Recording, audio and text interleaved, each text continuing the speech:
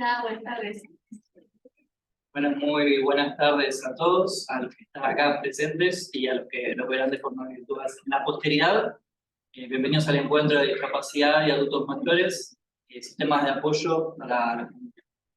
En primer lugar, tenemos a dos expositores, el doctor Nicolás Pantorotto, abogado de la Universidad de Buenos Aires, prosecretario de la Defensoría Pública, Curaduría número 2 de la Defensoría General de la Nación, del Ministerio Público de Defensa, docente de la Universidad de Buenos Aires en Salud Mental, Apoyo y Tutela, y director del proyecto Única Derecho. Luego tenemos a la doctora Ludmila Vial, abogada y magíster de la Casa de la Universidad Católica Argentina, directora del programa Acceso y Autonomía, docente de grado en la Universidad Católica Argentina y en la Universidad de Buenos Aires. Le damos la bienvenida. Muchas gracias. Gracias. Bueno, muchas gracias a todos los que vinieron con este día medio feo, medio gris. Preparamos esta charla con Nicolás pensando en colaborar también en dar conocimiento a la sociedad sobre los derechos de los adultos mayores, que muchas veces son una parte de la sociedad que son olvidadas, pero Dios mediante todos en algún momento vamos a llegar a viejos también. Obviamente el programa, el proyecto Acceso y Autonomía, que es Extensión Universitaria de la UCA, que coordina la doctora Mariana Simone, que nos acompaña hoy, tiene como objetivo el tratamiento de la discapacidad. El año pasado tratamos el tema de infancia, el problema de la escolaridad de la infancia con discapacidad, la inclusión de los niños con discapacidad, y el cuatrimestre pasado tuvimos un gran éxito que me gusta compartir, que fue un recurso amparo que ganamos desde el proyecto para un niño que tenía inclusión visual. La obra social no cubría sus anteojos adaptados, y bueno, mediante un amparo logramos que ese niño hoy los tenga. Y como dice Santiago, si se rompen los lentes jugando, ahí estaremos de vuelta para el niño. Pero bueno, si bien nosotros prestamos asesoramiento gratuito a cualquier persona que lo requiera a través de nuestras redes, en acceso @accesoyautonomía en Instagram, que es la red más consultada, también el correo es accesoyautonomía@gmail.com. Pueden mandarnos cualquier consulta, si necesitan asesoramiento para redacción de cartas documento, también tenemos un modelo preparado incluso para este tema de adultos mayores que ahora voy a exponer. Y para casos muy puntuales, como el de este niño, que tenía una transversalidad que era niñez, discapacidad y estado de vulnerabilidad económica, era una mamá soltera con 3 hijos, estamos también para representar a determinados casos de estado de vulnerabilidad con mi patrocinio, con el coordinador del proyecto del doctor Gans. Bien, hoy voy a hablar un poco de lo que es derecho a la salud en materia de adultos mayores.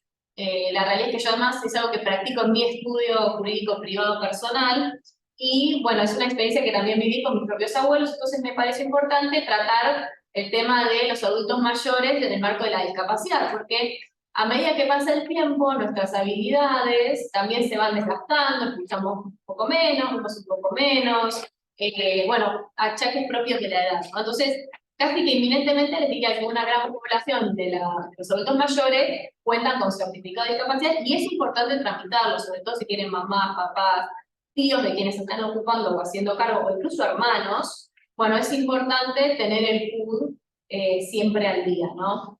Bien, podemos poner una presentación. Voy a parar para estar un poco más.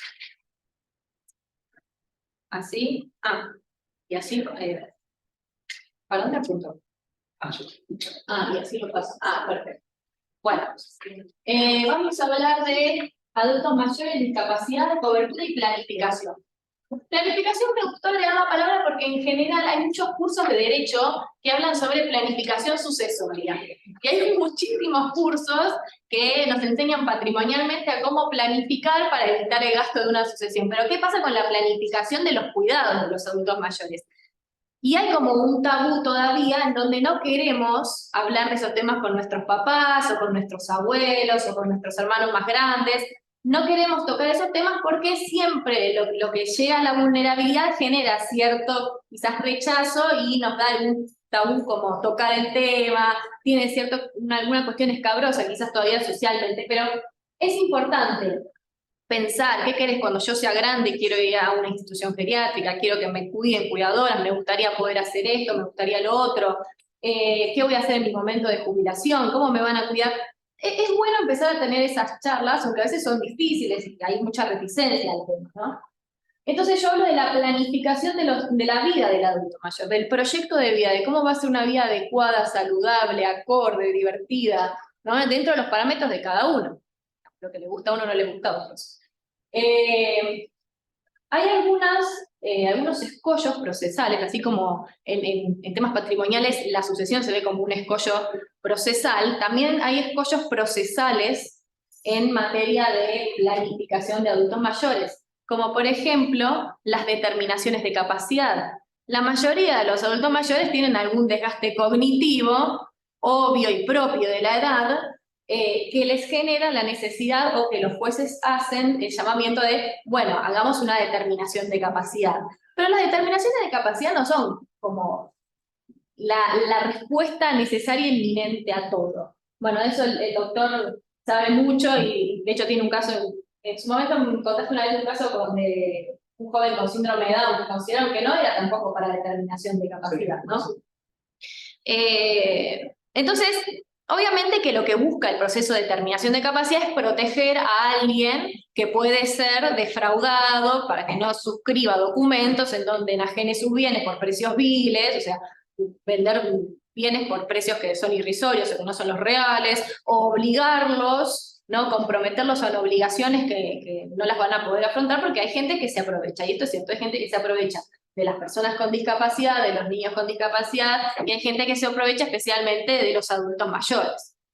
Bueno, entonces, una forma, que voy a volver sobre esto, pero ya lo nombro ahora en la planificación, es pensar en un poder de representación legal que nuestros padres nos hagan, que nuestro hermano nos haga, como para poder, digamos, aceitar el camino procesal para las cuestiones que tengamos que afrontar, recursos de amparo, bueno, varias cuestiones que surgen. Por ejemplo, en mi caso personal, yo a mi abuela le pedí, le hicimos un poder en su momento para poder organizar todas las cuestiones que ella pudiera requerir. Y sus hijas me decían, bueno, pero ¿qué va a requerir? Va a requerir, va a requerir, ¿no? ¿Y qué pasó? Bueno, hubo algunas cuestiones que solicitar a la obra social, pero también hubo que solicitar un recurso de amparo para la cobertura, ¿vieron el subsidio energético? Bueno, no tenía DNI actualizado. Y es increíble la cantidad de adultos mayores que tienen libreta de enrolamiento o cédula de identidad o la libreta cívica, las mujeres. Y con eso no podías inscribirte en el subsidio porque tenías que tener el código del DNI nuevo. Entonces yo tuve que hacer un amparo para que la pudieran inscribir manualmente y que esté dentro del subsidio. Porque obviamente, además un adulto, en su caso que estaba en su casa y la atendían las cuidadoras constantemente, había mucho consumo de energía, se cocinaba, bueno, había gente todo el tiempo, ¿no? Así que bueno, el poder nos facilitó eso. Nos facilitó no tener que explicar, o a lo mejor ella podía firmar, pero en algún momento ya después no podía seguir firmando.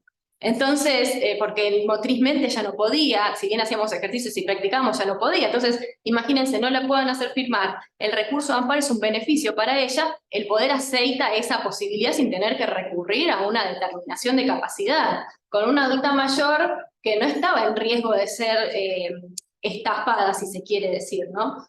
Lo mismo pasó después con las obras sociales. Vieron que salió un beneficio que uno tenía que declarar los ingresos y entonces cuando lo declarabas te bajaban el monto de la obra social, lo que tenías que pagar mensualmente. Si no tenías quito, no podías hacerlo porque tenías que entrar a la página de AFIP. Bueno, en el caso de mi abuela era una señora ama de casa que nunca trabajó en su vida, con un modelo muy, digamos, antiguo, donde mi abuelo era el proveedor, y obviamente jamás se hizo una quit.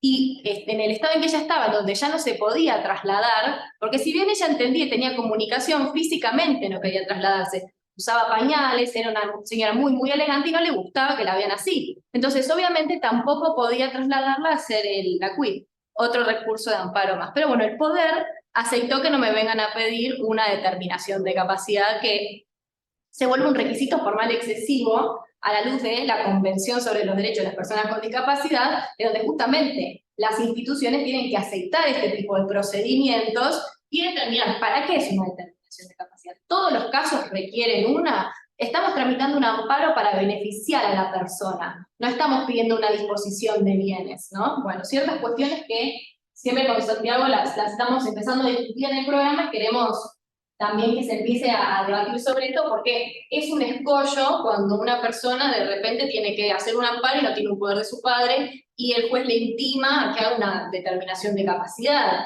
Y la otra vez fuimos a dar una charla con vos en Quilmes, y una mamá contaba esto, contaba que tenía su hijo, que cuando cumplió la mayoría de edad no le estaban dando la prestación psicológica porque le pedían que le haga una determinación de capacidad. Y él tenía una cuestión a tratar que no encuadraba tampoco para una determinación de capacidad, no era necesaria, en los términos del modelo social sobre todo, ¿no? De estos ajustes razonables, la eliminación de barreras, pensar bien en cómo la sociedad se tiene que adaptar a las personas con discapacidad, que además es un beneficio para todos, porque si se adaptan para las personas con discapacidad nos mejora a todos, nos mejora el caminar a todos, nos mejora las indicaciones a todos, nos mejora el acceso a todos. ¿Cuáles son las herramientas legislativas para fundar, en este caso, los amparos de salud? Tenemos el artículo 75, inciso 23, este es un caballito de batalla que sirve en realidad para todas las cuestiones, porque habla especialmente de la protección que el Poder Legislativo le tiene que dar a la población de adultos mayores.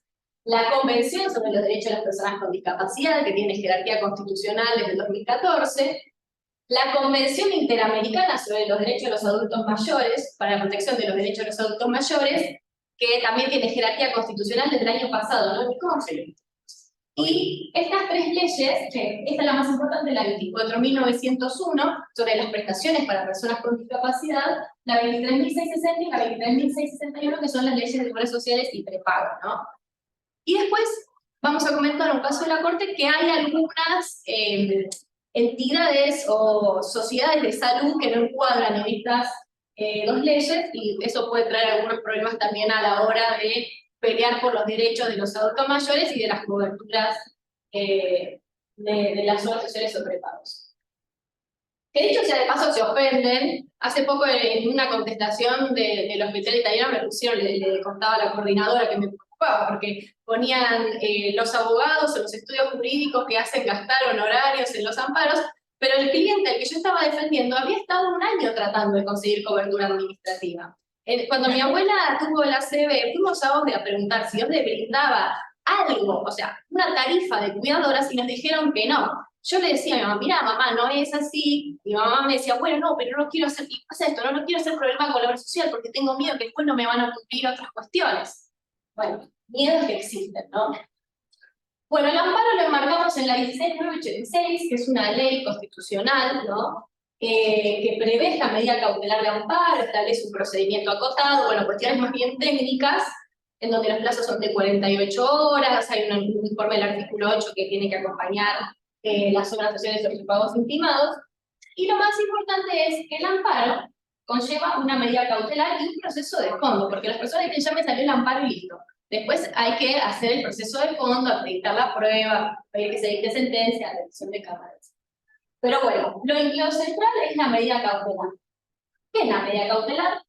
Es un fumus del derecho, un fumus del derecho, dice, ¿no? Es un adelantamiento de sentencia, un poquitito, como que nos adelanta un poquitito el criterio del juez, pero puede cambiar, ¿no? Con los elementos que yo tengo de verosimilitud del derecho, peligro en la demora y contracautela, que ahora vamos a ver, acredito que tengo un derecho urgente, que no puede esperar un proceso judicial donde voy a hacer correr traslado de demanda, prueba, impugnaciones, bueno, todas las cuestiones que van surgiendo en un proceso ordinario, ¿no? Entonces, la verosimilitud del derecho va a implicar que tengo una razón, ¿sí? Un uso de ese derecho. Y para acreditarlo, obviamente voy a usar las legislaciones que les marqué antes, la resolución 428 para el caso de geriátricos y cobertura de cuidadoras, en temas de salud, ¿sí? Y en el peligro de la demora, obviamente, la situación de salud de la persona, que la voy a acreditar a través de certificados médicos, y ahora voy a explicar qué es lo que se necesita para un amparo, ¿no? Esto es como el caballito de batalla.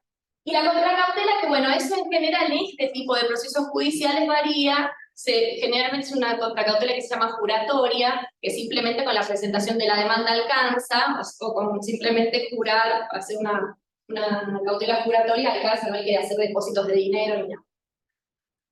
El proceso de fondo tenemos la producción de prueba y la sentencia. Para que sepan que obviamente una vez que sale la medida cautelar, que el juez ordena y se le ordena la cobertura, hogares, categoría A, más 35% por dependencia, a el señor y la señora tanto y tanto que están internados en tal institución, ¿sí? Después hay que continuar el proceso de fondo, que no tiene testigos, bueno, no es particularidad. Bueno, ¿qué necesito? Necesito el certificado de discapacidad. Está escapando el EXO. Tanto para pedir la cobertura de geriátricos o de cuidadoras, necesito certificado de discapacidad, sí o sí. Yo personalmente, y esta es mi opinión, pero no es válida. ¿Por qué? Porque la justicia lo exige. Entonces no vamos a estar peleando por para qué voy a no presentarlo si me lo está exigiendo la justicia. Personalmente yo considero que por el modelo social, si tenemos un adulto mayor, que un médico está diciendo que tiene sordera, que tiene ceguera, que tiene un deterioro cognitivo, que tiene Alzheimer, que tiene Parkinson, y bueno, exigir una familia que además está cargando con todo eso, cargue con ir a tramitar ese certificado de discapacidad, puede y considero un poco un exceso formal. Pero bueno, la realidad es que si hoy queremos y queremos tener derecho a que eso ocurra, como familiares tenemos que tener el certificado de discapacidad y actualizado, ¿sí? Y la orden médica, que depende del juzgado, depende del fuero, no es lo mismo el Nacional y Federal que el Federal de San Martín, y depende qué secretaría nos toque, bueno, tienen alguna exigencia mayor respecto de la precisión de la orden médica.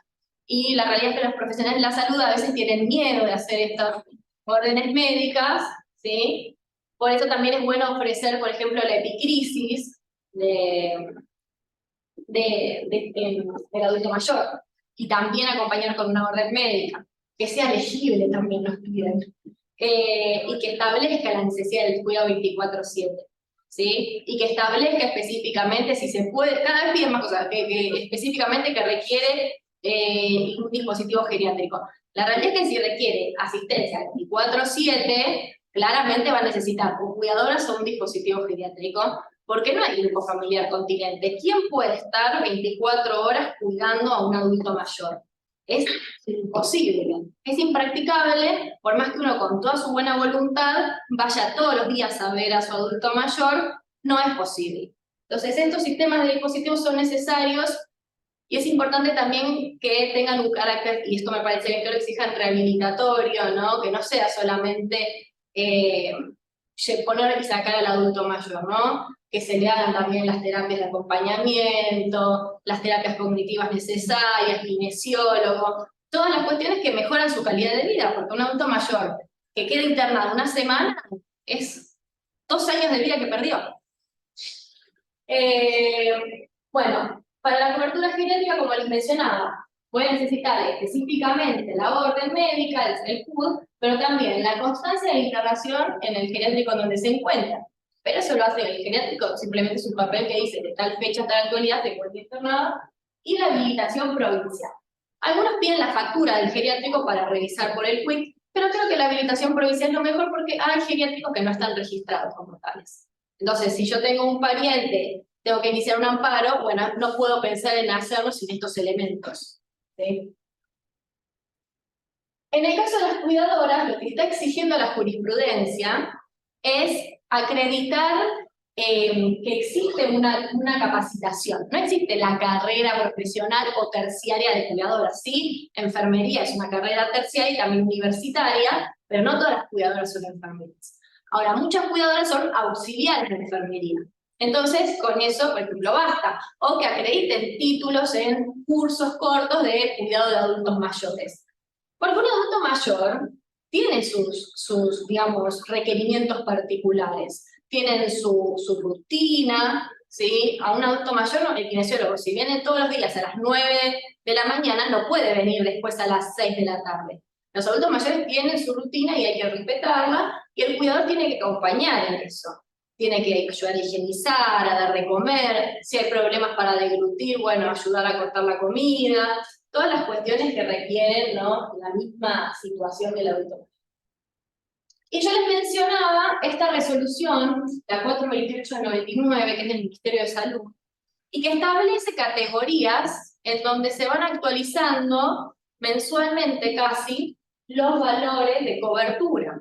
¿Qué pasa? La jurisprudencia lo que está diciendo es, damos el 100% de cobertura en prestadores propios de la prepaga o de la obra social, porque algunos tienen obras sociales o contratados terciarizados geriátricos, o bien hogares categoría que le suelen decir inclusión geriátrica de tercer nivel, por todos los dispositivos que tienen, camas adaptadas, usan colchones inflables para no escararse, los adultos mayores. Bueno, todos los dispositivos de atención suelen tener un médico de cabecera dentro del mismo geriátrico, a pesar de que realmente la obra social tiene que mandar el suyo domicilio al geriátrico. Y esto está previsto en la resolución 428/99, ahí se establece varias categorías A, B, C. Por ejemplo, en Mendoza puede ser que establezca la categoría C.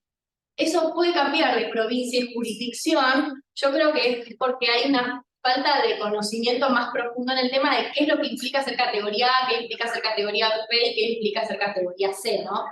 Entonces, bueno, eso puede generar quizás alguna confusión. No es lo mismo un joven con una discapacidad cognitiva que va al hogar de día, a la noche vuelve a dormir a la casa, pero que puede asistir solo al baño, que puede comer solo, que un adulto mayor que requiere una mayor complejidad para comer, trasladarse, vestirse. Entonces esa mayor complejidad hace que sea una categoría más alta. Además de que hay un informe muy bueno del Hospital Alemán de una jornada donde explica que en realidad no hay obligación legal de registrarte bajo estas categorías específicas. Tampoco hay fallo que lo solicite. Pero bueno, problemas que pueden surgir en el proceso. Esto me remite a la planificación previa. ¿Cuál es la postura de los tribunales? Son algunas preguntas que quiero como dejar, traerlas, que ya las vine trayendo a lo largo de la exposición, pero es esta cuestión de, bueno, tengo un adulto mayor, no tengo un poder, tengo que hacer una determinación a la capacidad. Tampoco eventualmente sería tan grave hacer un proceso de determinación de la capacidad, se puede pedir incluso cautelarmente la aplicación de apoyos, especificando que está el amparo curso, pero es un gasto más, porque si uno no es abogado, va a tener que pagar o hacer frente al gasto de abono. Denme un segundo porque me acabo de acordar.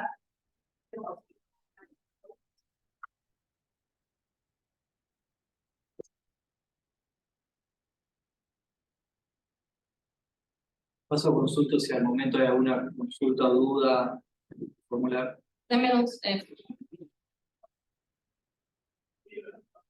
listo. No, les cuento igual, no es nada. Venía mi mamá también hoy, porque como esto surge a partir de mis abuelos, de sus padres, entonces ella quería estar, pero parece que no la dejan entrar porque me olvidé de hacerle la no, abajo. ¿Vos la podés ir a buscar? ¿Vos la conocés? No, pero voy yo. No, está acá en el... Sí. ¿Sí? ¿Sí? Bueno. Porque empecé a hablar y dije, me olvidé de pobre. Mala hija. Pero bueno, ahora continuamos. Bueno, entonces, ¿qué problemas pueden surgir? Esta cuestión de la determinación de la capacidad, que es un proceso extra, que obviamente para quien no es abogado, mi abuela tenía la suerte de que yo era abogada, porque yo pensaba, si hubiese que pagar un abogado para hacer todo esto, no lo hago directamente. Ya muchas personas dicen, bueno, a ver, ¿qué pasa, por ejemplo, con OPE? OPE, después de varios intentos, algunos clientes míos, por ejemplo, les ha cubierto una parte, que generalmente es hogares categoría 0, que creo que deben ser unos 300.000 pesos mensuales, pero los geriátricos deben estar en 600.000, hay de 400.000, con cuartos compartidos, bueno, hay de todos los precios y valores, y hacen una demora que es de mal gusto en realidad, porque el adulto mayor muchas veces no va a vivir mucho tiempo. Entonces, ellos algo, yo lo cuento ya no solo por mi experiencia personal, yo siempre digo que yo no soy solo abogada que represento trabajar. Hola, ¿cómo estás? Centro de Adultos Mayores y Discapacidad. Sí. Adelante, bienvenida. No es solo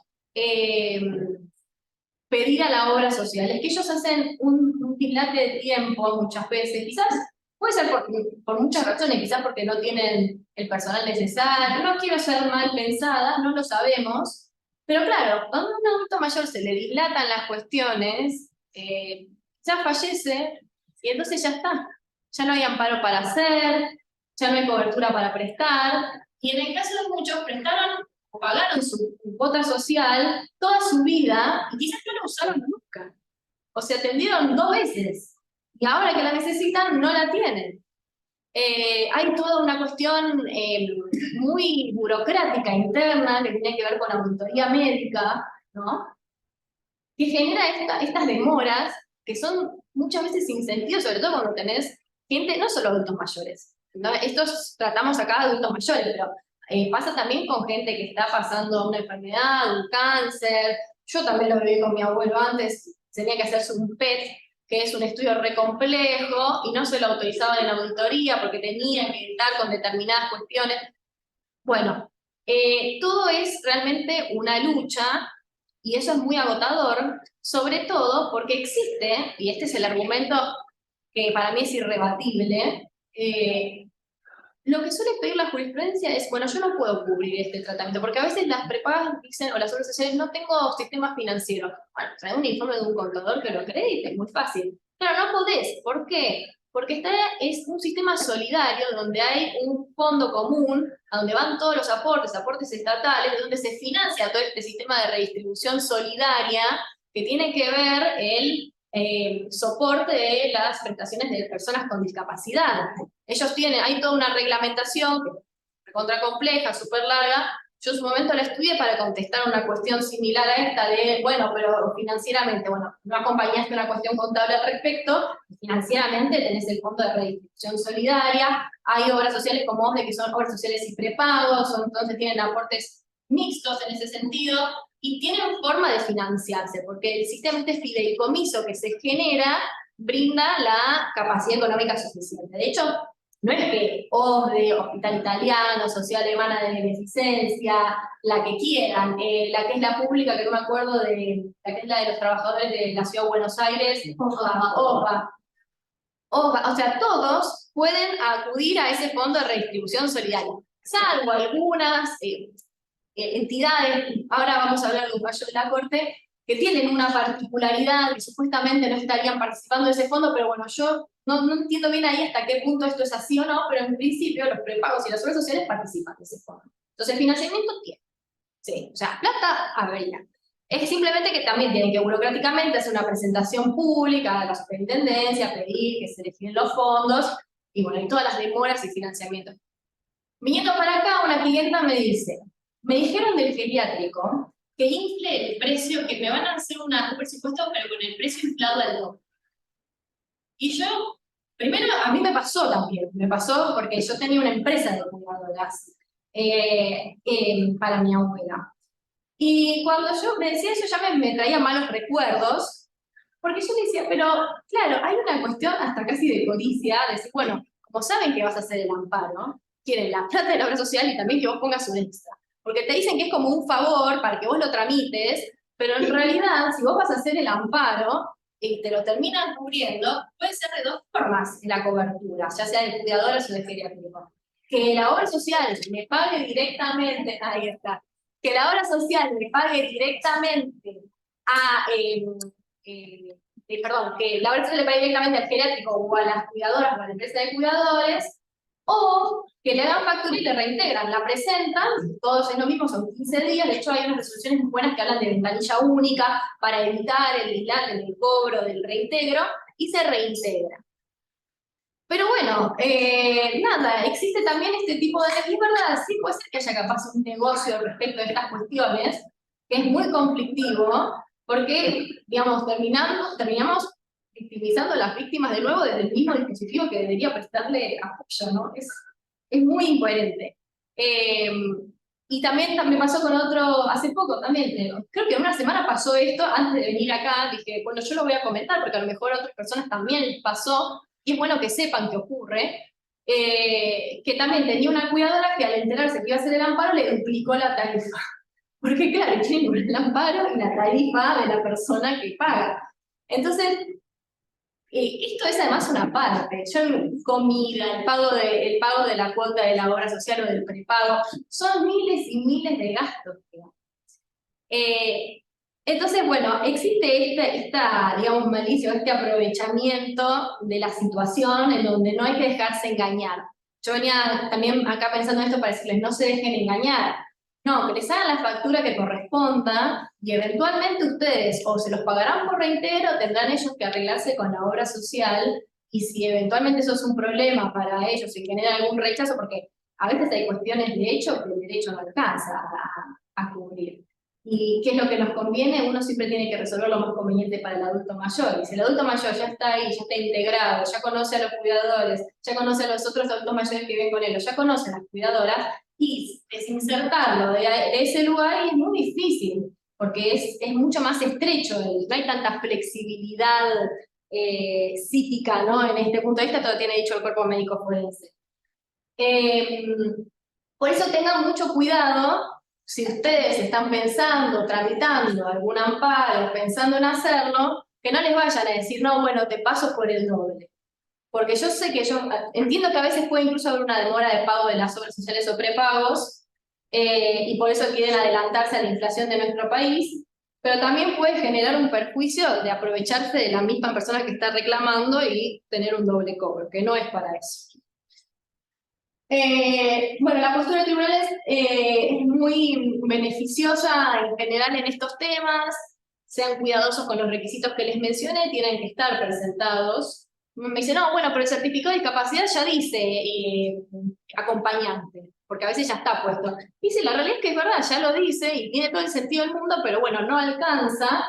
Y a veces es pelear con el sistema y es más fácil tratar de tener toda la documentación y que todos necesitamos que esto se resuelva rápido. Entonces, vamos a hablar con la verdad de cuál es la situación actual de los procesos judiciales de amparo. Hay un fallo que salió en octubre 2022 de la Corte, que es contra la Caja de Escribanos de la provincia de Buenos Aires. Bueno, saben que las cajas son intocables.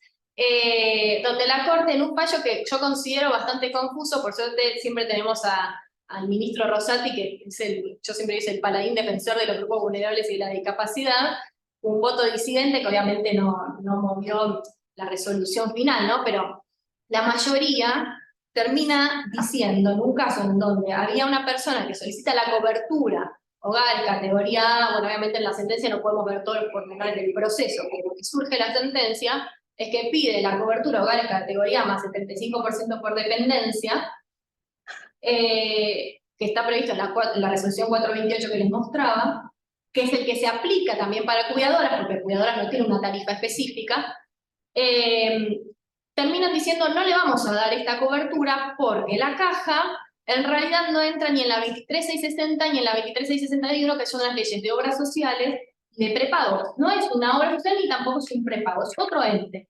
Entonces la Corte dice, está mal que la Cámara, por analogía, le haya aplicado la 23660 a las obligaciones de la 23671, que es también todo lo que tiene que ver con el programa médico obligatorio. Porque dicen, no, en realidad esta caja no pertenece a este sistema, pero tampoco hay ninguna norma que diga que no pertenece.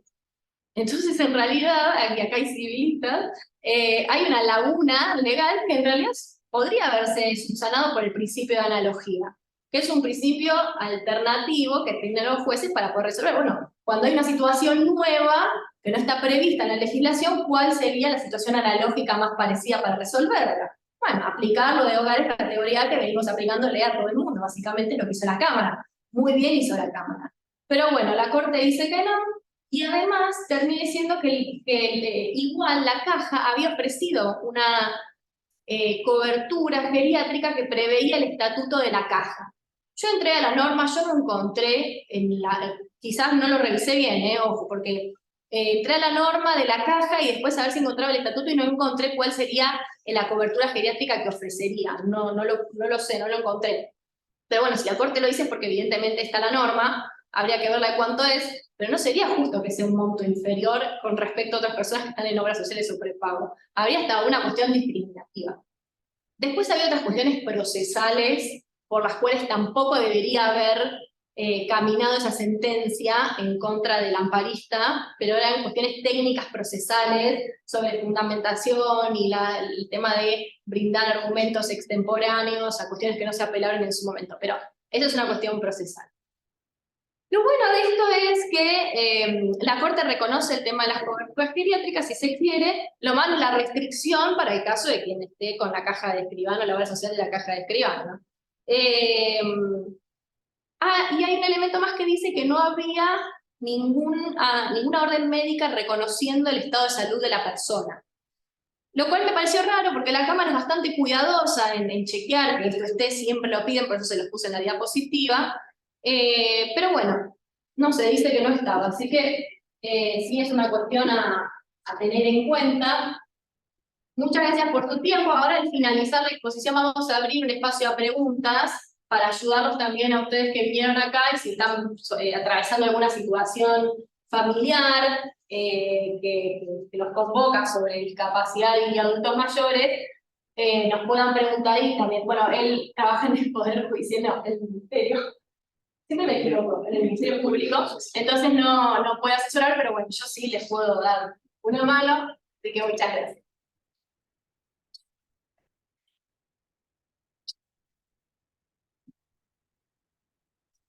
Gracias a la doctora Viar, que la va a pasar a exponer. Bueno, no sé cuál es la salida, si esa, porque ella habló y dijo todo lo que tenía que decir, así que No, tiene algo más. no sé por dónde irme, pero bueno, ¿cómo se llama? Clelia. Clelia y Remigio, los puse al final. Clelia. ¿Tienen abuelos? ¿Tienen abuelos? ¿Tienen? Bueno. Sí. Abuela, no, usted, abuela, vos tomás tenés. Abuela, ¿cuántos años tiene? Y 8 ¿eh? 36. Wow, estamos ahí. ¿Ustedes? Abuela, ¿no? ¿Laura? No, bueno.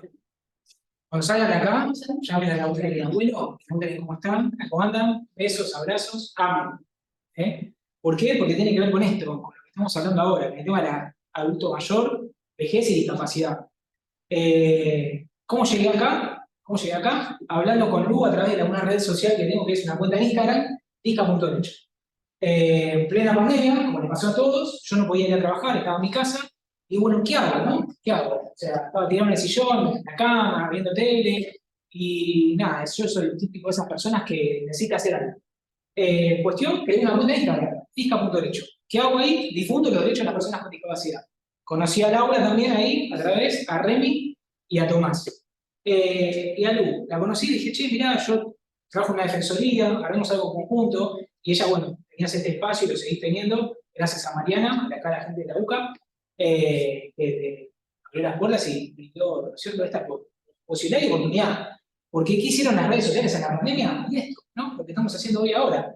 Traer acá un caso práctico, exponerlo, desarrollarlo, marco jurídico, y realmente gente capacitada y especialista en estos temas, que no hay, ¿cierto? Previo a esta charlita hablamos con Mariana y con otra persona más, y les interesa la discapacidad a ustedes. Realmente, ¿la discapacidad es interesante? ¿Sí?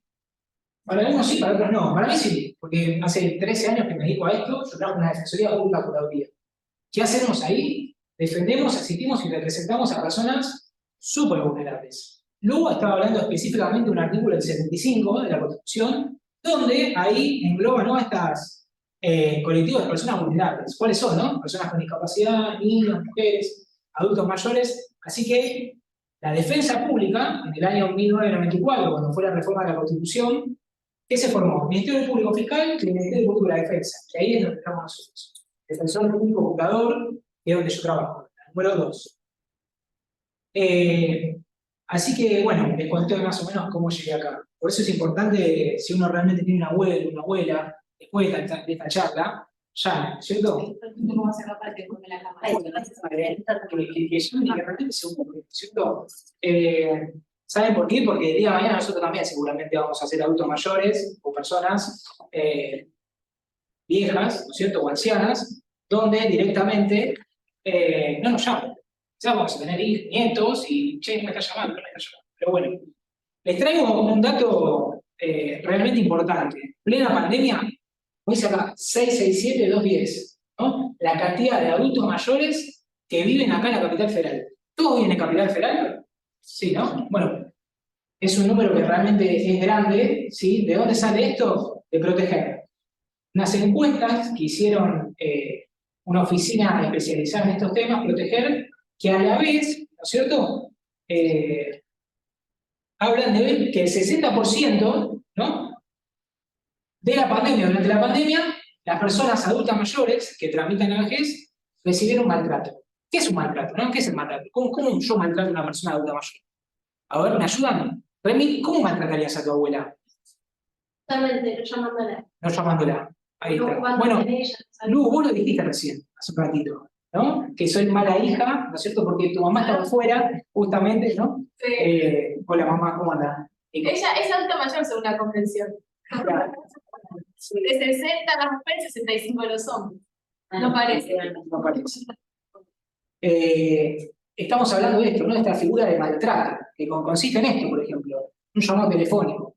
Estar presente en el día a día, ¿no es cierto? Tomar las riendas, por ejemplo, de su vida cuando ella no lo puede hacer, o quizás mamá y papá no lo pueden hacer.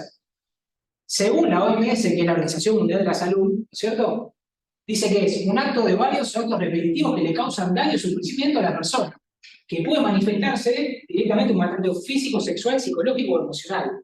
Y acá entra también el maltrato psicológico, ¿no es cierto?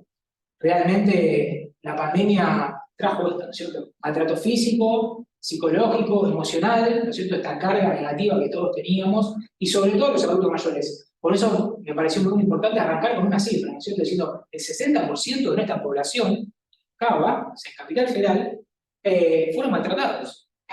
Un dato estadístico muy alto.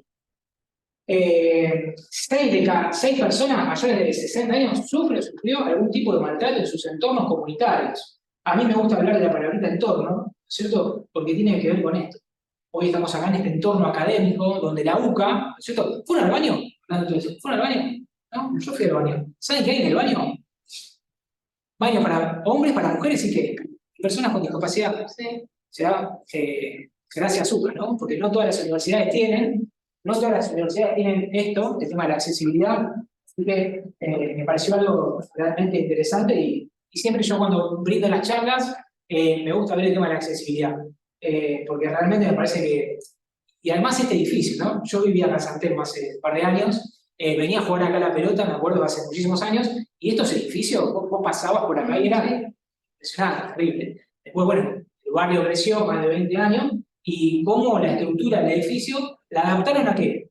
A la accesibilidad, para personas con silla de ruedas, para personas con discapacidad, para adultos mayores que vienen con el trípode, con el bastón, para poder acceder a que y acá las aulas en la facultad. ¿Cierto? Es que teníamos alumnos Por supuesto. discapacidad Sí, motriz. Sí, la busca, todas las universidades. Sí. No sé ahora, pero en mi época había 2 alumnos. También tenemos arquitectos en el departamento de infraestructura que tiene una mamá con discapacidad y tiene una mirada especial. Claro. Bueno, ahí está, por eso. Justamente esta persona que le interesa la discapacidad por eso. Porque si no, quizás no le interese. Y gracias a esta persona quizás habrán adaptado, ¿no es cierto?, el tema del edificio. ¿Cómo maltratamos a estas personas adultas mayores? Y esto, ¿no? Los malos tratos hacia las personas mayores es uno de los factores que invisibiliza esta problemática y obstaculiza su tratamiento y prevención. Los adultos mayores no se ven. No se ven. No están presentes en el día a día. La sociedad apunta a qué? Apunta a jóvenes, apunta a personas que no son viejas, apunta a gente que no está tirada en una cama, en un geriátrico. Yo me dedico de alguna manera a la vejez y tengo a traer la cuenta en Instagram. ¿Qué hago? Le doy visibilidad a las personas con discapacidad. ¿Por qué? Porque están en este mundo. Remy, vos tenés discapacidad invisible. Y Remy lo puede contar. Yo mensajito a través de las redes sociales. ¿Se puede contar? Sí, todo. Ella es de Junín. Estábamos hablando en las redes sociales y me dice, estoy buscando trabajo, me cuenta la situación en particular porque ella estaba atravesando, y yo le digo, te doy una mano, obvio, déjame pasarme tu currículum, te doy una mano. Y creo que, bueno, Hoy en día tenés un trabajo, si bien tenés discapacidad, que la verdad que ni se nota, que es así, es medio invisible, pero la tenés. Y yo me acuerdo que algo que a mí me puso muy contento, que vos me dijiste calidad de vida. Nico, Sí, vos a mí me diste calidad de vida. tenía trabajo. ¿Querés contarlo? Sí, Además, yo soy oriunda de Junín, vine hace un par de años a Capital, trabajé mucho en la Agencia Nacional de Discapacidad, si ponía a ustedes. Estoy muy metida en el tema de discapacidad, pero la vida me llevó a otros lugares por una cuestión de que me quedaba muy lejos de mi casa, de trabajo, y tenía que viajar con el tubo de oxígeno 2 horas por día. Y no había forma de mejorar esa situación más que encontrarme cerca, hacerla más sencilla. Y bueno, hasta que lo acepté, porque quiere a los brazos y aceptar estas cosas, y dije, bueno, con campaña buscar a pero muchacho.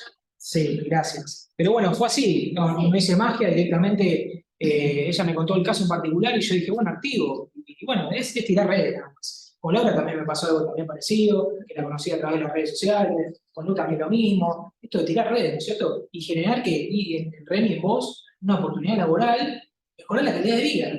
Cuando vos me contaste, Nico, vos me mejoraste la calidad de vida, yo con eso ya gané. 15 minutos de mi casa. Ella trabaja en un juzgado. Los días que, te puedo decir, el juez le paga, ¿no?, un transporte, un remiso, un taxi, lo que sea, o sea, desde tu casa al juzgado.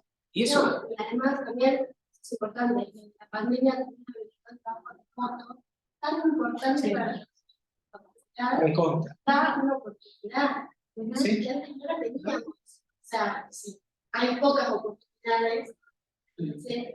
Entonces esto como que abrió un poco más la manera. Está buenísimo, porque yo realmente bien, ya se siente demasiado y bueno, me puedo quedar en mi casa haciendo nada, haciendo ejercicio. Trabajando, conectada remotamente.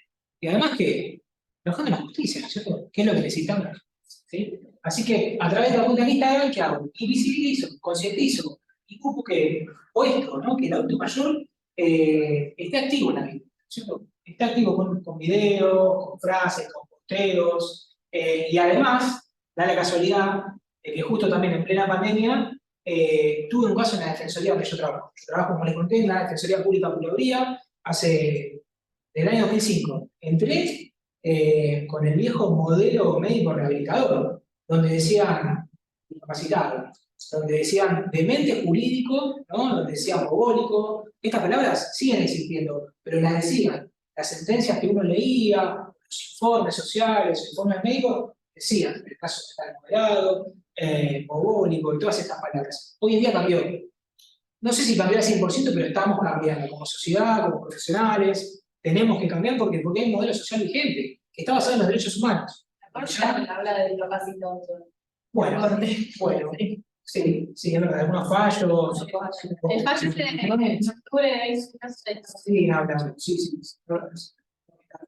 Parece que discapacitado. Pero bueno, yo con estas charlas que estamos ahora ahí, ¿no es cierto? Abre las puertas y dice, bueno, hagamos una capacitación. Y tiene que ver con esto, ¿no? Tratar de qué? Y de hablar de estos temas, de ponerlos en la agenda, y no de ocultarlos, ¿no es cierto? La persona con discapacidad no tiene que estar ni que estar acá adelante, ¿no es cierto?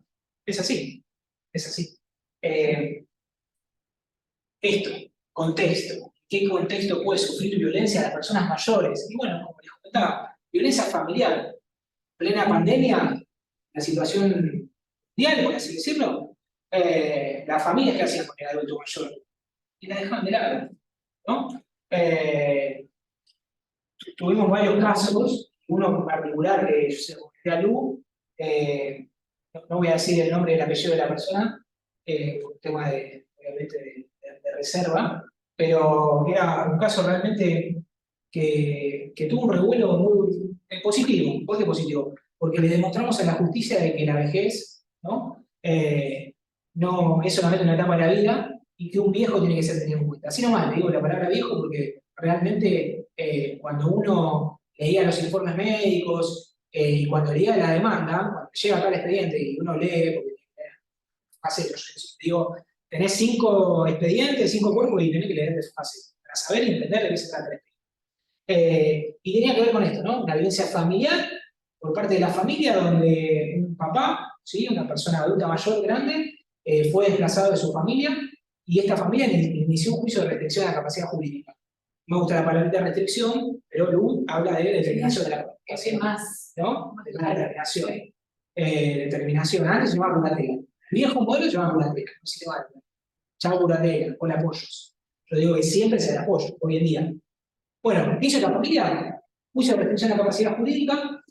El señor de un día para otro, en plena pandemia, falleció la esposa, y la familia decidió internar en un geriátrico.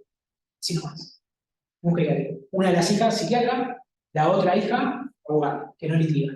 Bueno, nos llega el caso en plena pandemia, lo primero que hacemos nosotros ¿qué es? Y tomar contacto con la persona, con el entorno, ver cómo está viviendo la persona, a través de un informe social.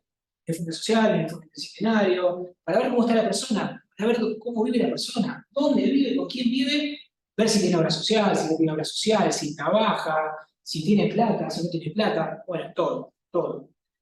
Uno, por más que esté en un escritorio, en las defensorías, en los juzgados, también en familia, tienen equipos interdisciplinarios. Acá en Capital Federal, las defensorías que yo trabajo, la gran mayoría tienen todos equipos interdisciplinarios. Esa mirada, basarse, digamos, todo tiene que ser de manera interdisciplinaria. Ya no hace falta una firma de un médico, sino que debería ser psiquiatra, psicólogo, teólogo, ¿no es cierto? ¿Por qué? Porque es una mirada interdisciplinaria. ¿Qué hizo esta familia? Lo denunció este caso. Por eso este caso me llega a mí a la defensoría. ¿Para qué actúe la justicia? ¿Qué se necesitaba? Medidas judiciales y extrajudiciales. ¿Cuáles son las medidas judiciales? Este proceso de restricción a la capacidad jurídica, ¿no? Nos llega a nosotros, no por la OED, ¿cierto? Porque la OED cumple un papel muy, muy importante desde que se creó, donde recibe todas las denuncias de y de violencia, género, bueno, de todo acá en Capital Federal, que queda, depende de la Corte directamente, y que queda acá en Lavalle y La Valle es 50, sí. La Valle es 50 por si alguien Lavalle. no tiene que hacer alguna denuncia. La OED el año pasado sacó unas estadísticas muy, muy buenas. ¿Saben cuántas denuncias recibieron en 2022? 1900. De esas 1900, 946 denuncias fueron violencia con adultos mayores. Y personas con discapacidad, 129. Están los datos, está la estadística, la pueden buscar por internet, es nueva, la publicaron hace poquito tiempo, pero me detengo a esto, ¿no? 946 personas, adultos mayores, fueron que cayeron en la OED porque una denuncia de la familia, de la mamá, del papá o institucional, ¿no es cierto? En un geriátrico, el tema del maltrato, eso hoy hablamos de maltrato. Y también algo también importante, ¿por qué hablamos de un sistema de apoyo? Que es donde yo trabajo, ¿no? La defensoría. No me gusta decir la palabra curatela, sino me gusta decir apoyos.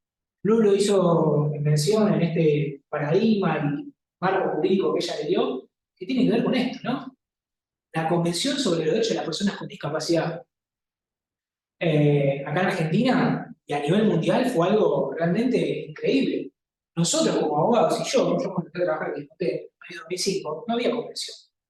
Para nada, no había convención. La persona que tenía un proceso de restricción de la capacidad, que se llama insanía curatela, insanía inhabilitación, artículo 141 del viejo código, ¿y qué hacía? Directamente insana. La mandaba, fondo con suerte y gracias. Esa persona no tenía derechos. ¿Se podía casar? No. ¿Podía votar? ¿Cuál era la única solución? Y ir con el curador y decirle, bueno, mire, me está pasando esto, y el curador acceder a la justicia, hacer denuncias, pero en ese momento no tenía voz. ¿Por qué? Porque había un viejo código y no estaba la convención. La convención es un instrumento. ¿Cómo nació ese instrumento? Con esto que estamos haciendo ahora nosotros. Con charlas, con capacitaciones, con luchas. Con luchas, esa lucha que vos me contaste de tu abuela, por eso nació la convención.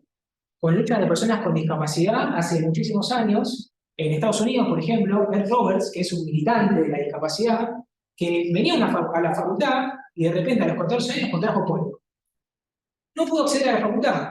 ¿Por qué no pudo acceder a la facultad? Porque estaba en la silla de ruedas. Entonces, viene acá a la silla, a la universidad y no puede ingresar, porque la universidad no estaba adaptada. A partir de ese año se empieza a hablar de la vida independiente, donde las personas con discapacidad pueden llevar adelante una vida independiente. Y es a través de la lucha de mamá, del papá, del abuelo, donde dicen, y algo tenemos que hacer. Mi hijo quiere estudiar, Mi hijo que tiene autismo tiene que ir a la escuela, ¿no? Común. ¿Por qué tiene que ir a una especial?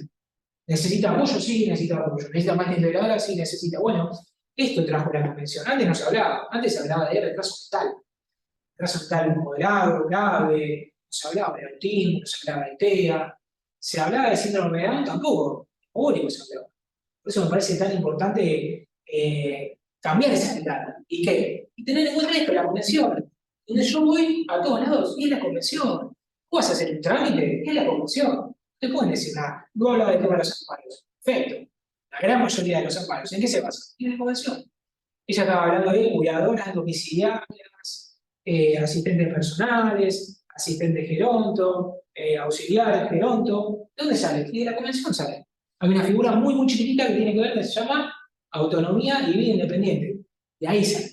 ¿No hay ley? No hay ley. ¿Se está trabajando en que haya ley de acompañante terapéutico? Sí. En algunas provincias hay regulaciones. Neuquén la tiene, provincia de Buenos Aires la tiene, sí, pero no. Pero bueno, la idea es que el día de mañana esté regulada esta figura de acompañante terapéutico o de asistente personal. Yo en la Secretaría de Trabajo tenemos más o menos más de 30 personas, sí, con asistentes y gerontos, AT, acompañantes, y algo que rescato.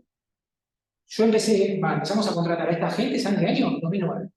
Cuando mi jefe actual empezó a trabajar como defensor, y a partir del año 2009, él vio y dijo, acá hay que contratar personas, ¿para qué?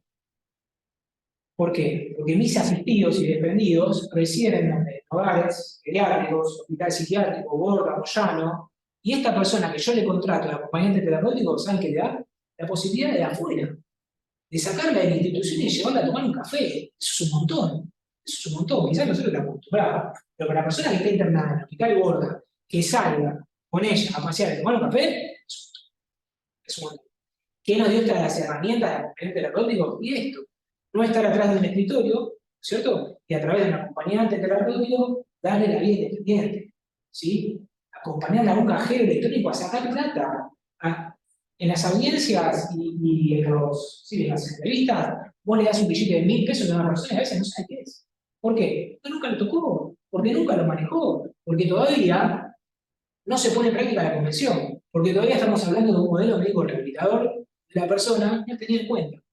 Por eso valoro esto que vos viniste a hablar de mí, que escuchaste esto y además que contaste tu caso, porque realmente no es que le pague, para nada, es así. Pero no, es cierto, es así.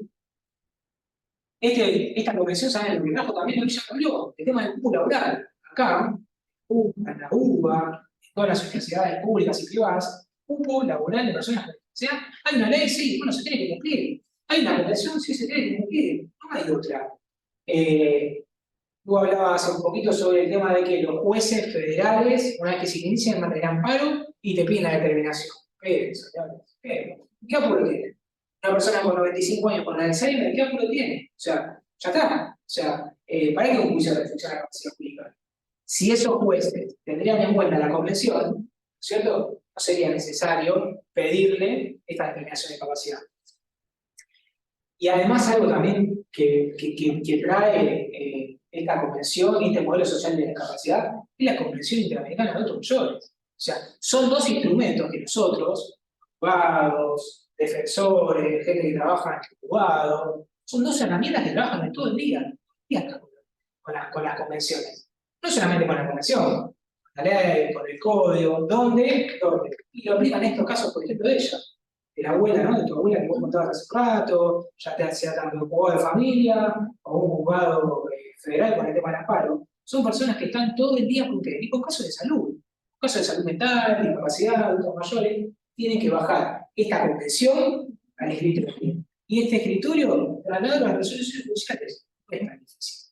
Pero bueno, nosotros de la Defensoría tratamos de regular la convención de los adultos mayores, de las personas con discapacidad. Por eso en este caso que yo les comenté, se hicieron todos los informes interdisciplinarios de esta persona, y en una de las audiencias que fue por Zoom, este adulto mayor le dice a nuestro equipo técnico, yo no quiero morir en un geriátrico. Perfecto, buenísimo. Eso nosotros, yo me agarré de eso, de esa voluntad que él expresó. Y dice, yo no quiero estar acá en un geriátrico. Sáquenme de acá, por favor. Bueno, a través de estas herramientas legales que uno tiene de la Defensoría, se le pidió al juez, y siempre respetando la voluntad de esta persona, que salga de ese geriátrico. Pero está bien, bueno, ustedes la sacan, perfecto. Y el afuera, ¿cómo armar la red para que se vaya para afuera? Porque las cuestiones de salud mental también le dicen, oye, está bien, buenísimo. ¿Y cómo haces el afuera? ¿No es cierto? ¿Cómo armás esta red? Bueno, da la casualidad de que una de las hijas era abogada, que no litigaba, en el medio de la audiencia y todo este proceso que duró 2 años o más, le dice, yo me lo llevo, amigo. Yo tengo el lugar en casa, yo me lo llevo. Así que tenía una habitación, tenía un baño y tenía los nietos, de todo, tenía los nietos. Me acuerdo que cuando notificamos la sentencia a favor, nosotros hicimos un dictamen y yo me basé en esto, en las 2 convenciones, convención de adulto mayor y convención de discapacidad. Y le demostramos al juez que realmente esta persona no quería morir en un geriátrico, no quería terminar los días de su vida en un geriátrico. Bueno, por suerte este juez adecuado, con todas las pruebas y el informe y además esta audiencia virtual, porque fue por la pandemia, le respetó la voluntad y le dijo, bueno, perfecto, no vamos a cesar esta reducción de la capacidad, se cesa totalmente, la denuncia que hizo tu hija, ya está, no se la tiene en cuenta, pero bueno, ¿qué hizo? Que directamente vaya a venir con una de las hijas. Nosotros, con esto de la virtualidad y del teléfono, hicimos la audiencia por Zoom y también yo la notifiqué también a través de WhatsApp de la Defensoría. Y me acuerdo que estaba ahí a las hijas y me dice, bueno, gracias por todo, realmente, gracias. Y le digo, mira, está tu papá y cerca, así que bueno, a ver, hicimos una videollamada, con el defensor, y nada, seguimos, sí, y estaba lindo el programa, estaba lindo el programa. Nos agradecía, porque realmente, a ver, en plena pandemia, que te saquen de tu casa, que te lleven a un geriátrico, a ver, el tipo dijo, bueno, acá se muere, acá me muero. Y no, tuvo una oportunidad. La oportunidad se la dimos nosotros, y lo notificamos a través del celular, que la verdad fue algo muy lindo, muy satisfactorio para nosotros, porque ¿qué hicimos? Y bajamos el contenido de la convención, lo escuchamos a él, ¿no es cierto? Y aplicamos ¿qué? El apoyo. ¿Se inicia el expediente? Sí, perfecto, se inicia el expediente. Nosotros, la Defensoría Pública, tiene la ley, la 27149, donde en los procesos de revisión de la capacidad jurídica designan al defensor público juzgador como defensor técnico de la capacidad. ¿Qué es el defensor técnico de la capacidad? El abogado. El abogado de la persona para saber, qué es lo que tengo que hacer, ¿no es cierto? Para defenderme. ¿Cómo tomamos intervención? Y a través de los informes interdisciplinarios y informes sociales que yo les contaba, en todos los procesos es igual, no es que algunos, sí, todos los procesos son así, no está inventado, esto es del Código Civil, ¿no, Lu? Vos lo dijiste hace un ratito, del Código Civil y de la Convención, de las 2. Y bueno, obviamente la intervención siempre de la se siguen haciendo hoy las audiencias de manera presencial o por Zoom, depende. A mí me gusta también que sean de manera presencial, ¿cierto? Para tomar contacto con la persona. Realmente, bueno, a ver, vos, qué necesidad tenés, cómo es tu familia, y ahí en las audiencias uno sabe más o menos, cómo es la persona, y por ejemplo, si recibió un maltrato físico o no de la persona, del apoyo, de la mamá, del papá, del hermano, lo que sea, y ahí en la audiencia es cara a cara. Entonces, ahí ves muchas cosas que quizás en un informe social no lo ves. Eso es Un problema importante. igual con los adultos mayores, que también uno lo afronta en la profesión, que le cuesta a ellos denunciar a sus hijos. Sí. Cuando los hijos los maltratan, los nietos los maltratan, te dicen, no, vos solamente decide que no lo haga más, pero que siga bien.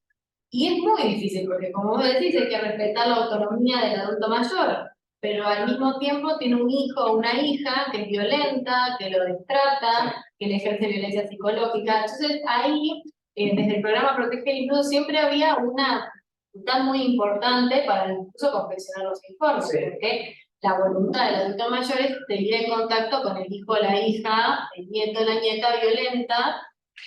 Creo que conocí un caso que tramitó en su momento en el 25 con el juez Aón, Sí. de un hijo que consumía estupefacientes y los 2 padres lo echaron, pero ya era una situación que no la podían sostener. Le pidieron la exclusión del hogar al hijo. Y pasa que también el hijo con un problema de consumo, adulto mayor, es extremadamente delicado. Sí, sí. Pero creo que el mundo está cambiando y la justicia también. ¿Por qué? Porque se tiene en cuenta realmente. Antes no se tenía en cuenta, ¿eh? Claro. Antes no participó la persona con discapacidad de proceso, no hay una audiencia, y hoy en día sí. Entonces, wow. A ver, yo digo wow, pero realmente no participaba. No iba a tribunales. Y si iba a tribunales, ¿saben qué? No, espere. ¿Usted tiene curador? Tiene que llamar a un curador, ¿eh? No la atendían. Directamente dicen, no, che, miren, vino esta persona. Pero es una persona, ¿eh? Tiene sentimientos, tiene plata, porque generalmente las personas que tienen estos tipos de procesos, de restricción a la capacidad, cobran una jubilación, una pensión, tienen patrimonio importante, y también algo muy importante que nadie tiene en cuenta, la historia de vida de esa persona. Vos contabas de tu abuela. Tu abuela debe tener esta conducta que vos decías, perdón, que usted está acá, pero seguro, espera. Ahí, que vos contabas, ¿no es cierto?, de que esta abuela tenía estas conductas. ¿Cuántos años tiene? Tenía la verdad. Dios, bueno, Claro. 2 años, o sea. Pero ella era muy independiente y en un momento, digamos, perdió su autonomía. Lo que pasa es que ella tenía un sistema de apoyos con sus dificultades, pero lo tenía, y tenía una nieta que era abogada. Pero cuando yo me enfrenté a todas las dificultades del día a día, y tuvimos algún otro proceso judicial en donde no se le escuchó, lamentablemente, la realidad es que me di cuenta de que hay un montón de personas, por eso también hicimos la parte de vejez, que no tienen una nieta abogada que les haga 800 procesos judiciales. El gasto de un abogado es muy importante. Sí. Y quedan afuera. Yo me detengo en esta Sí. historia de vida. Uno cuando le inicia el proceso de restricción a la capacidad, no sabe la historia de vida de la persona. No sabe. No, claro. No sabe. Bueno, a nosotros nos pidieron en su momento un proceso de restricción y no lo hicimos. Claro. No lo hicimos. Porque uno llega a tribunales con que, y con esto implica. Vos no sabés qué pasó hace 20 años atrás. No sabés si tiene mamá, si tiene papá, si trabajó. O sea, si tiene aportes jubilatorios. Quizás era docente de esta facultad y nadie lo sabía. Solo a mí en la defensoría me tocó un caso que presenté una ponencia, hace la época, donde contaba que era una persona adulta mayor que un viernes a las 5 de la tarde nos llamaban de un hospital. Miren, tenemos acá a esta persona y la tenemos que operar. Perfecto, bueno, ¿operar? No podemos. En la historia clínica, ¿saben qué figuraba? Testigo de Jehová. Ah, no puede No podía traer eso. Bueno, ¿alguien sabía de esto? Nadie. Entre nosotros, entre el equipo, el defensor dice, hay que hacer informe social, hay que recabar la voluntad primero de esta persona. Vamos a ver el hospital, a ver si realmente esta persona quiere o no quiere. Bueno, obvio que no, nosotros le respetamos la voluntad. Pero hay que ver si esta persona practicaba este culto. ¿Y cómo se ve? Y bueno, uno va al geriátrico y pregunta, ¿iba a misa? Sí, iba, muchísimos años, después la trabajadora social nuestra fue también ahí al templo y che, ¿bien esta persona? Sí, bien. No. Y le respetamos la voluntad. De hecho, falleció, ¿no? Pero desde el hospital yo me acuerdo que pidieron la conformidad para la transfusión y nosotros bueno, pues le respetamos la voluntad a la persona. Y más en estos temas tan delicados que tienen que ver con la vida, con la salud. Es una cuestión de consenso. Exacto. Y además, ¿sabes qué? No había convención. Porque fue justo, no había convención. ¿En 2008? Sí, no había convención.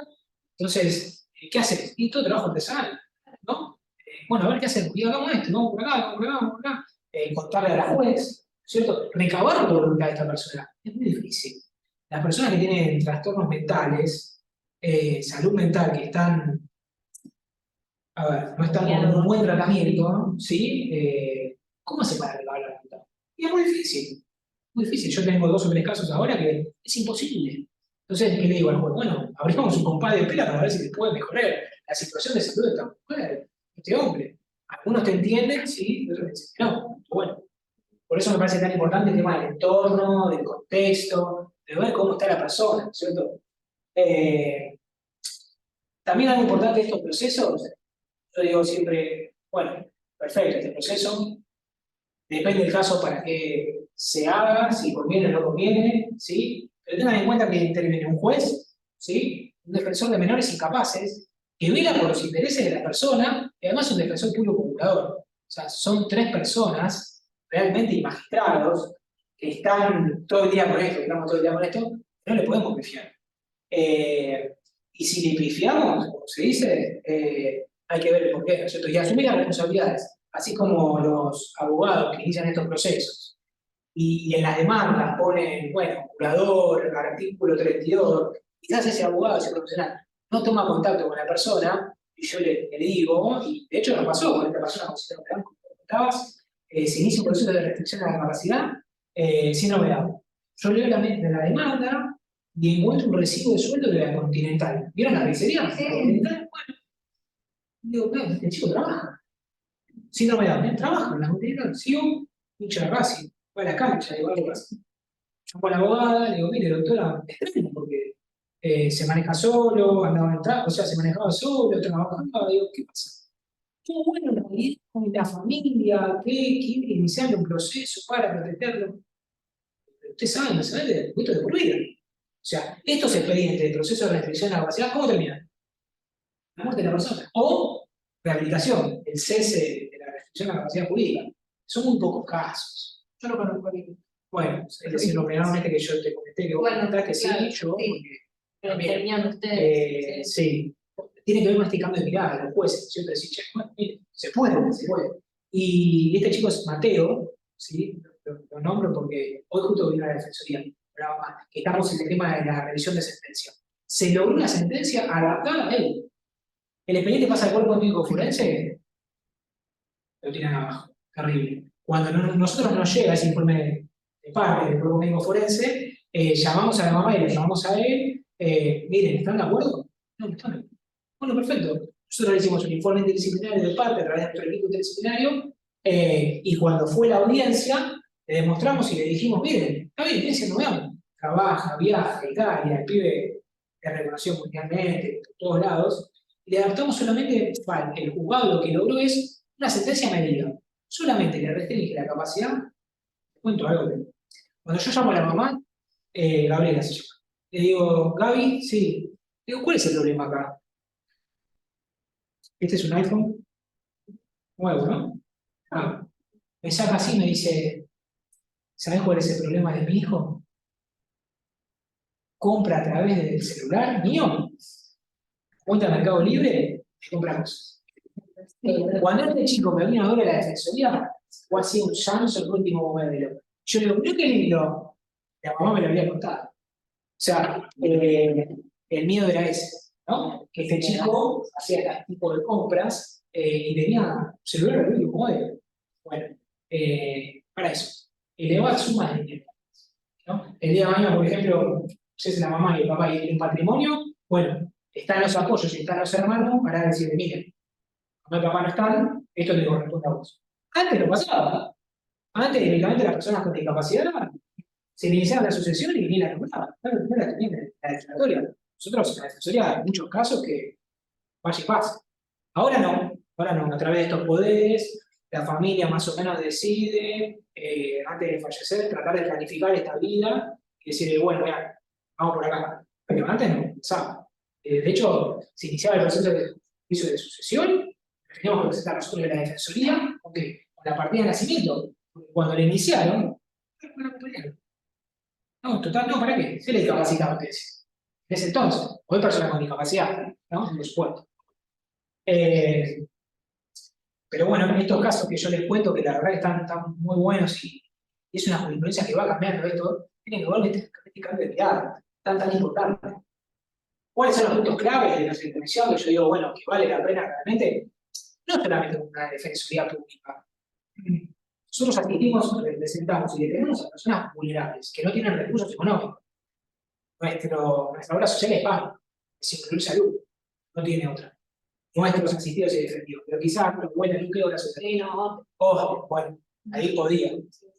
Como les comentaba, tomar contacto con la persona, ver en qué condiciones se encuentra, ver la historia de la vida, realizar el informe social, tomar contacto, respetar siempre la voluntad de la persona, dejar asentado en el acta de historia clínica y esto. El tema de las visitas, quién lo visita, si es la mamá, si es el papá, si es su referente, ¿para qué? Y quizás el día de mañana sí. Quizás el día de mañana esa persona que se designa como apoyo, si yo pido la historia clínica, no sé, 5 o 6 años de edad, ella la visitaba. Bueno, ahí la puedo designar como apoyo. Ver el entorno y el contexto donde vive, o donde vive esta persona. Es muy importante. Antes no era muy importante. No está para evitar en todo, ¿para qué? Y creo que por ahí todo, de hecho, nosotros esto también. Nuestra vida también gira en un entorno, contexto. Conocer la historia de vida, como les decía, y armar una red de contención. Si no hay familia, bueno, a través de cuidadores, de asistentes, no lograr la internación en un geriátrico, ¿no?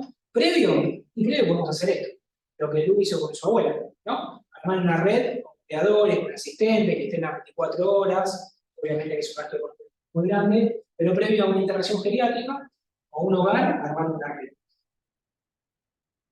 Bueno, estas palabritas que tienen que ver con la dignidad, independencia, protagonismo y autonomía de la persona mayor, esto viene de la convención, que es lo que yo le vengo a traer acá, el buen trato, ¿no? La atención preferencial, el respeto por la abuela, por el abuelo, la protección jurídica efectiva, ¿no? Antes los adultos no accedían a los lugares, hoy sí, hoy pueden. ¿Cómo pueden? Y con el celular. Hoy es todo virtual, hoy cambió. Entonces los expedientes son todos virtuales. Entiendo que quizás hay una brecha digital en el medio que no puede, que hay una barrera, puede ser. Pero se soluciona. Uno manda un mail a un juego y ya está. Bueno, antes no pasaba. Y algo también importante es el tema de la responsabilidad. Todos somos responsables, ¿no? Y más que nada de la persona adulta mayor, de los niños también, pasa lo mismo. El Estado es responsable. Y no puede mirar para otro lado. Donde hay un maltrato, no puede mirar para otro lado. Tiene que estar ahí, tiene que estar presente.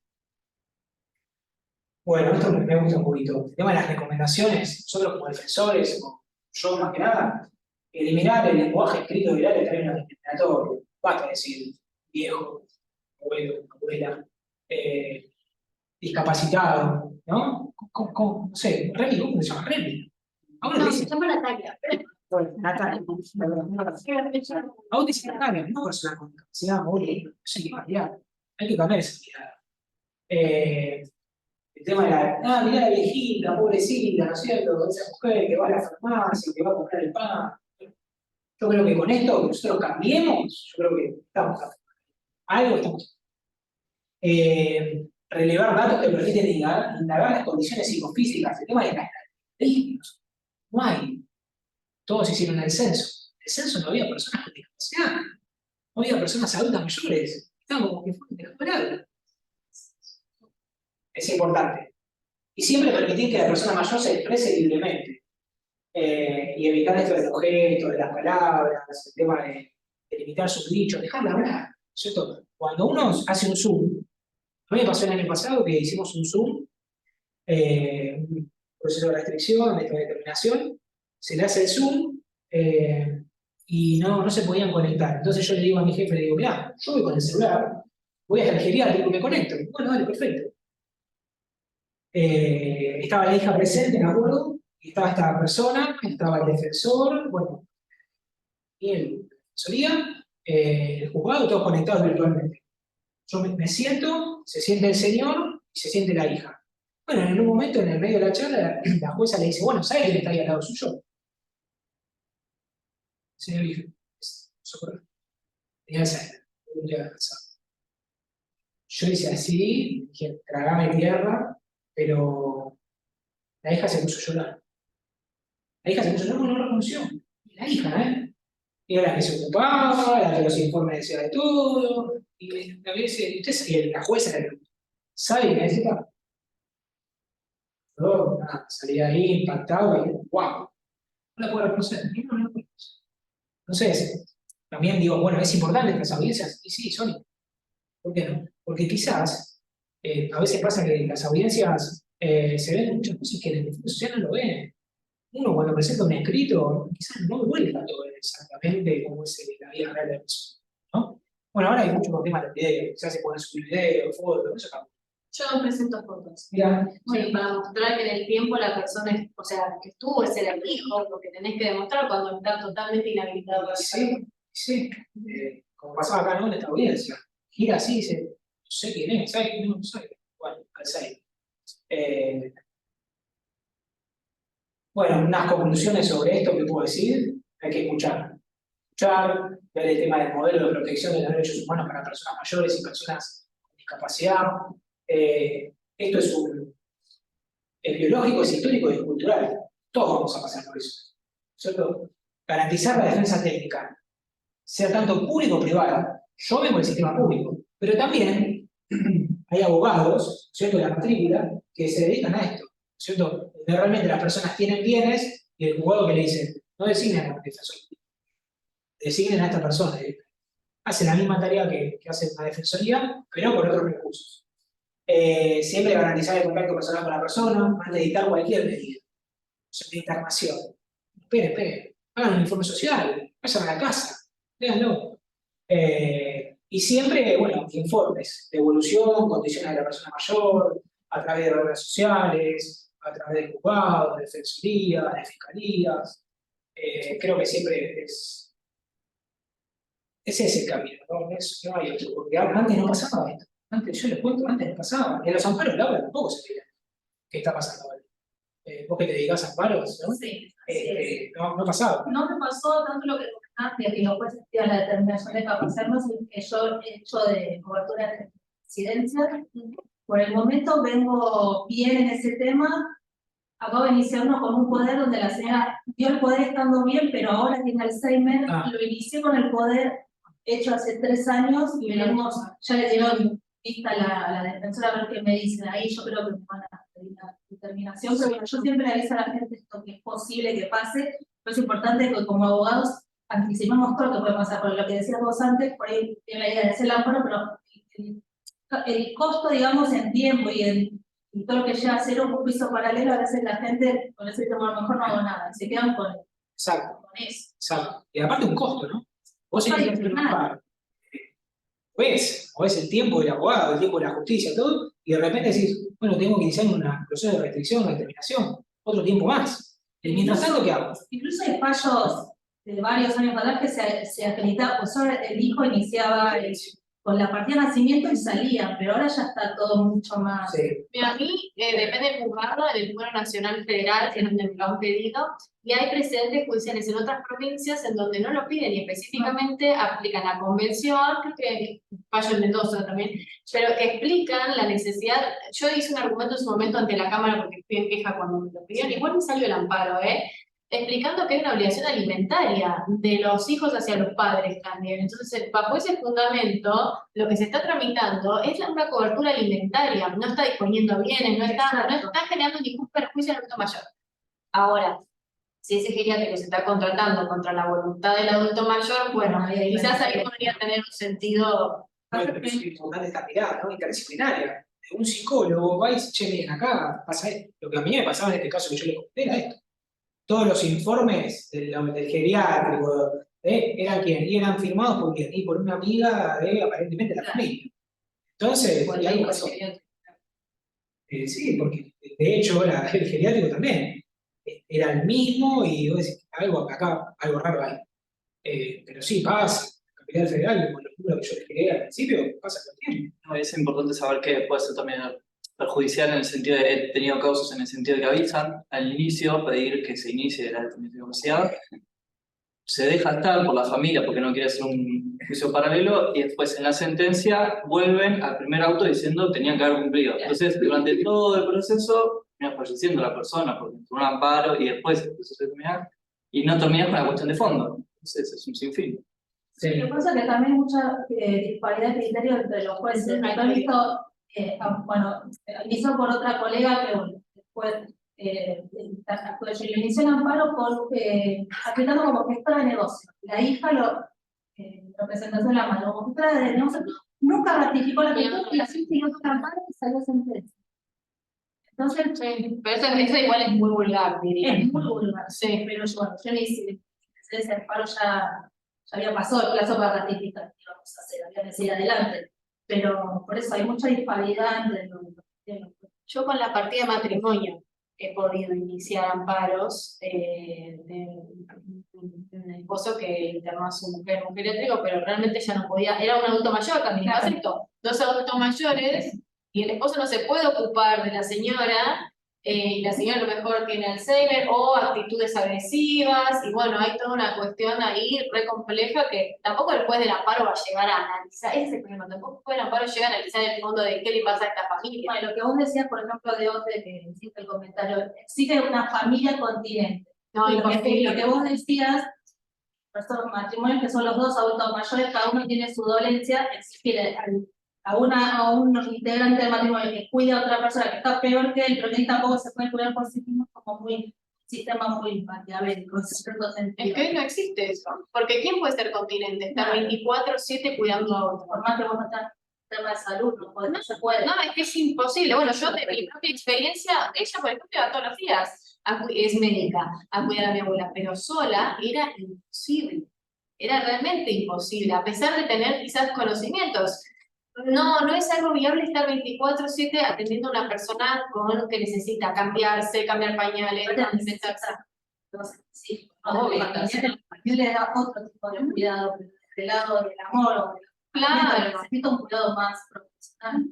También para la acompañante que necesita tener una cierta contención a Sí. su vez, o sea, no deja de ser una persona, la persona que acompaña. Claro, ¿quién cuida del que cuida, no? Eso también es un problema muchas veces. ¿Quién cuida del que cuida? De hecho, hay varios proyectos de ley que tratan este tema, ¿no? En que recuerda al cuidador, porque el cuidador quizás se pide licencia en el trabajo, ¿no? Porque realmente, está bien, quizás tiene algo económicamente, está bajo el colchón para subsistir, pero después, ¿y qué? Eso también está implicado. Hay otro proyecto de ley para ver por dónde se mete y regular estas situaciones, ¿cierto? Lo mismo que los papás, mamás, ustedes, prestigio, todo eso, y también está implicado. La semana que viene voy a dar el Congreso de Discapacidad en La Plata. Saqué algo que es muy importante. Recordemos siempre que nuestros mayores conforman nuestro patrimonio cultural, idéntico, nuestro reservorio de sabiduría, que es lo que abuela, ¿no es cierto? Quizás Y mi el abuela. abuelo, todo, ¿no es cierto? Son el sinónimo de amor, peso, la solidaridad cuando entregan su tiempo, la sabiduría cuando dan un consejo, la comprensión cuando nos entregan su calma, pero por sobre todas las cosas son ejemplos de llegar hasta aquí por haber vivido la vida. Nosotros vamos a ser adultos mayores y ancianos y también, ¿cierto? Vivido la vida. Tengamos presente que lo hagamos, que lo que hacemos por ellos, lo estamos haciendo también por nosotros. Es así. Porque adultos mayores somos todos. Solo es cuestión de tiempo llegar, ¿cierto? Quizás, 40, 50 años, pero ya estamos. Así que, me despido con esto y cierro con esta frase. No es mía, pero... Es mi frase ya igual. Mucha gente pequeña, lugares pequeños, haciendo cosas pequeñas, pueden cambiar. Cosas así, ¿no? Vos quizás de la cuenta de Instagram, ¿no, Mariana? A través de este espacio que usted brinda acá, quizás, y cambiar esto, ¿cierto? Darle la posibilidad a una familia de tener un acceso directo con un abogado, ¿cierto? Laura, vos lo mismo, Requi lo mismo. Para tratar de cambiarlo del mundo, porque el mundo es solo, no son varios, ¿no? Y hay que transformarlo de alguna manera. Es así, chicos. Y toda la accesibilidad que generamos en términos de discapacidad, adultos mayores, nos benefician a todos. Porque vos puedes trabajar desde tu casa, pero yo, por ejemplo, estuve embarazada y al final no me podía mover. Y gracias a Dios, yo pedí en muchas oportunidades que me pongan las audiencias virtuales porque yo no podía caminar ya para ir al juzgado. Y tuve un conflicto en realidad con un juez que no me lo quiso poner. Porque bueno, todavía falta, hay que seguir trabajando, ¿no? Hay un concepto que se llama accesibilidad universal. Sí. Junta personal, Sí. Pero bueno, incluso me pasó también con una jueza que yo dije, bueno, es mujer, me va a entender, porque le dije, mira, estoy por parir, o sea, puedo estar pariendo en este instante, y es una audiencia de testigos a las 8 de la mañana, presencial. No pude ir, tuve que mandar a otra persona, porque realmente no había posibilidades físicas de llegar. Y me dijo, yo lo lamento en el alma.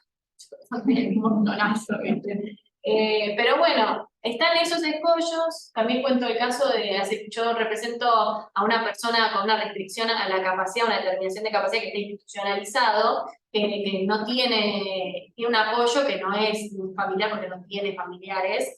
Y en la audiencia patrimonial por la asociación de su madre, estaba su primo y el juez, que les digo, no me parece un mal juez, creo que fue una persona buena que no sabía o no tenía conocimiento respecto al tema, quizás porque es patrimonialista.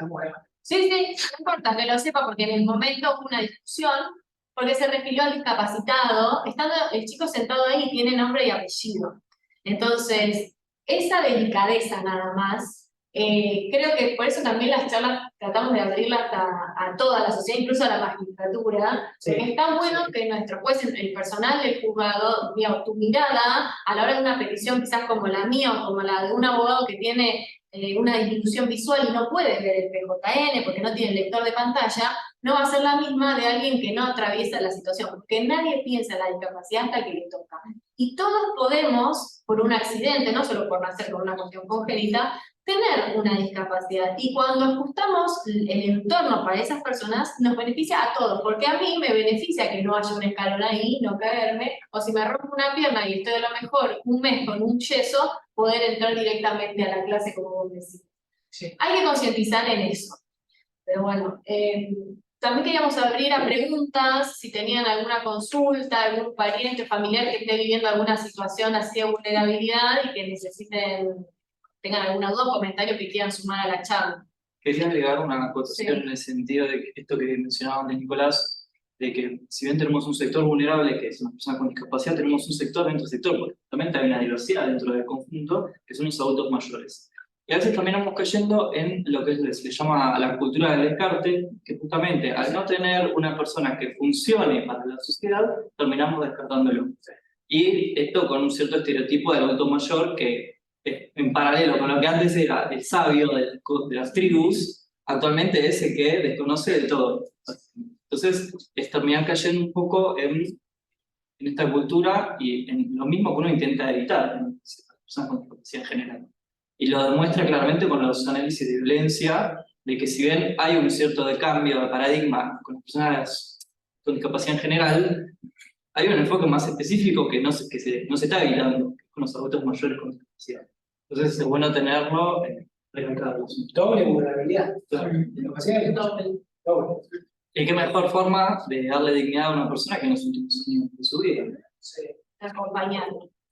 Si tienen alguna duda, conocen a alguna persona que esté en situación de vulnerabilidad. A ver, el proyecto inicialmente empezó gracias a la doctora Mariana Simón en pandemia, también por las redes, porque no podíamos hacer extensión universitaria presencial. Y mi planteo siempre fue el asesoramiento e informar, porque quien tiene información tiene poder. Ahora estamos empezando con los amparos de manera acotada, pero por favor, si conocen a algún adulto mayor que tenga alguna vulnerabilidad económica, porque puede tener orden, pero a lo mejor igual no le alcanza la pensión o la jubilación, ¿sí? Por favor, remitan a Acceso y Autonomía al Instagram para que nosotros podamos intervenir. Además tenemos una médica acá que nos va a ayudar si hay algún abuelo que, bueno, abuelo no, porque miembro de pero lo digo con cariño, algún adulto mayor que requiera digamos, la evaluación, obviamente, con previa revisión de qué caso es verídico, por favor reenvíennoslo o mándennoslo que nosotros vamos a asistirlo, ¿sí? Muchas gracias. Gracias.